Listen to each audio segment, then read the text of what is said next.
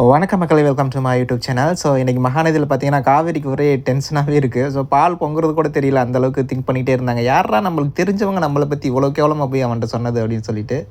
So அவங்க அக்கா வந்து எவ்வளோ கன்வின்ஸ் பண்ணி பார்த்தாங்க. அந்த பையன் தான் விட்டுட்டு போயிட்டான்ல விடு, இன்றைக்கி வந்து யாரோ சொல்கிறதுக்காக நம்புகிறவன் நாளைக்கு கல்யாணம் ஆனதுக்கப்புறம் இப்படியே விட்டுட்டு போனானா என்ன, அதுக்கு இப்போவே சந்தோஷப்பட்டு விட்டுட்டு போயிட்டான் அப்படின்னு சொல்லிட்டு கன்வின்ஸ் பண்ணி பார்த்தாங்க. அந்த பொண்ணுக்கு வந்து அது திங்கிங்காகவே இருந்தது. ஸோ இந்த இன்னொரு சைடு பார்த்தீங்கன்னா, விஜயோட தாத்தா வந்து அம்முவை வந்து தயவுசெய்து ஸ்கூலுக்கு அனுப்பி விட்டுரு, நீ வந்து வேறு ஸ்கூலில் சேர்க்குறது ஓகே தான், ஆனால் அடுத்த வருஷம் சேரு, காவேரியை பிரிக்கணும் அப்படிங்கிறதுக்காக நீ சேர்த்தேன்னா அது காவேரியோட நினைப்பு அதிகமாக வந்துச்சுன்னா என்ன பண்ணுறது அப்படின்னு சொல்லிட்டு விஜய்கிட்ட அட்வைஸ் பண்ணி அம்முவை வந்து ஸ்கூலுக்கு அனுப்பிட்டாரு. அம்முவை ஸ்கூலுக்கு அனுப்பும்போது விஜய் சொன்னது, காவேரி வந்து உனக்கு வரும் மிஸ் மட்டும்தான், ஸோ டீச்சர் மட்டும்தான், அதுக்கு மேலே ரொம்ப பழக வேணாம், அப்படின்னா ஓகே சொல்லு நான் அனுப்புகிறேன் அப்படின்னு சொல்லிட்டாப்புல. அம்முவும் சரி அப்படின்னு சொல்லிட்டு போயிடுச்சு.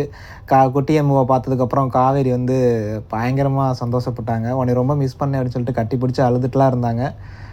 அம்மு வந்து கண்டுக்கிறவே இல்லை. நான் தனியாக போய்க்கிறேன் அப்படின்னு சொன்னதுக்கப்புறம் காவேரி ரொம்ப ஃபீல் பண்ணிகிட்டு இருந்தாங்க.